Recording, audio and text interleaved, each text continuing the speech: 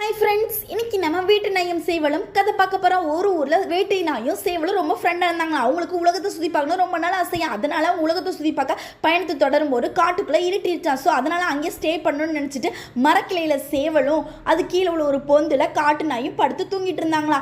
விடிஞ்ச உடனே தென்னை மறந்து சேவலும் அதிகாலையில் எப்போ போல கொக்கரக்கோன்னு கூவிருச்சாங்க. இதை கேட்ட ஒரு நரி வந்து சேவல் காட்டுக்குள்ளே வந்துருச்சு, இன்னைக்கு நமக்கு வேட்டை சிக்கிருச்சுன்னு சொல்லிட்டு சேவலை பார்க்க வந்துருச்சான். உன்னை இந்த காட்டுக்கு நான் வரவேற்க சொல்லிட்டு ரொம்ப நல்லவ மாதிரி பழகுச்சான். நம்ம ரெண்டு பேரும் ஃப்ரெண்ட் ஆகிடலான்னு சொல்லிச்சான். உடனே சேவலும் அப்படியா மேலே வான்னு கூப்பிட்டுச்சான். இதை ஒளிஞ்சு நின்று காட்டு நாய் கேட்டுக்கிட்டே இருந்துச்சான். நரி வந்து சேவலை பாஞ்சு கடிக்க போகிற நேரத்தில் அந்த பின்னாடி ஒளிஞ்சிருந்த நாய் வந்து நரியை வந்து கடிச்சு கொதறி சாகடிச்சிருச்சாங்க. எப்படி ஃப்ரெண்ட்ஸ் புத்திசாலியாக உங்கள் நண்பர்கள் செயல்பட்டுருக்காங்கன்னு.